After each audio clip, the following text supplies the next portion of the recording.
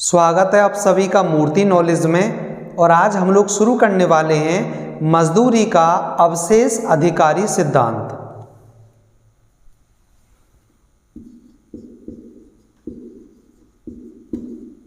मजदूरी का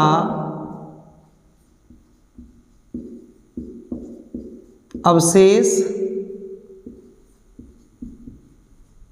अधिकारी सिद्धांत।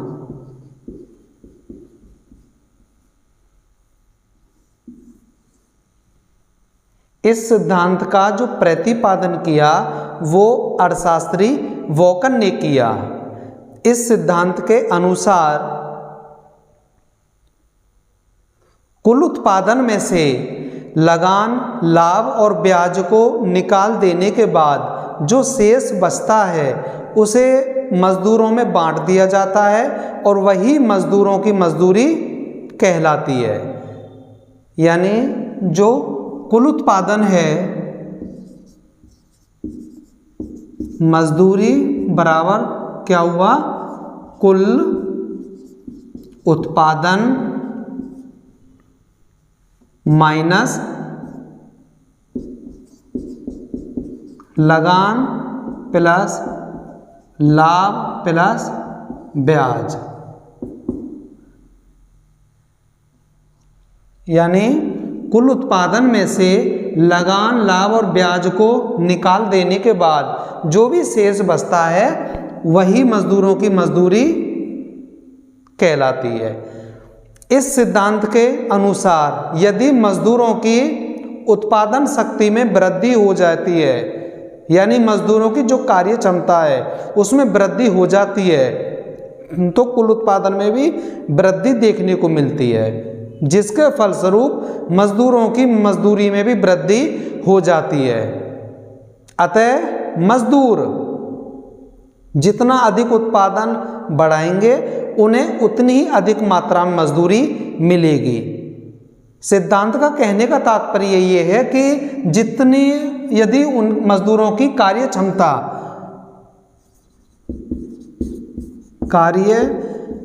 क्षमता या उत्पादन शक्ति यदि इसमें वृद्धि हो जाती है, यानी जो उनकी कार्य करने की जो क्षमता है यदि उसमें वृद्धि हो जाती है, मजदूरों की कार्य क्षमता में वृद्धि हो जाती है, तो निश्चित रूप से फिर वो अधिक मात्रा में कार्य करने लगेंगे।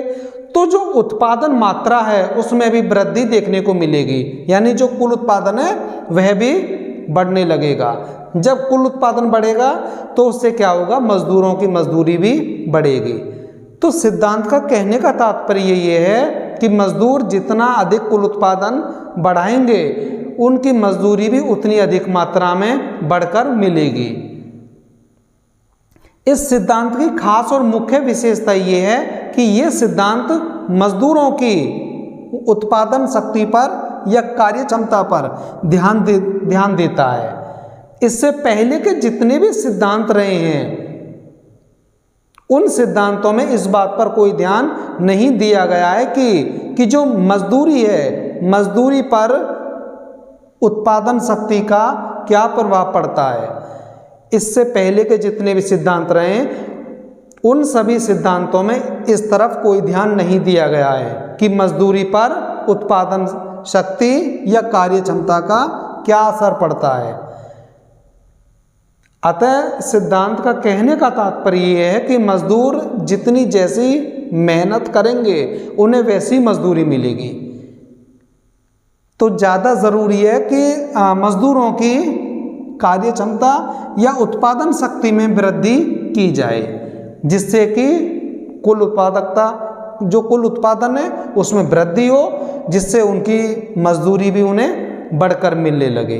तो ये था मजदूरी का अवशेष अधिकारी सिद्धांत।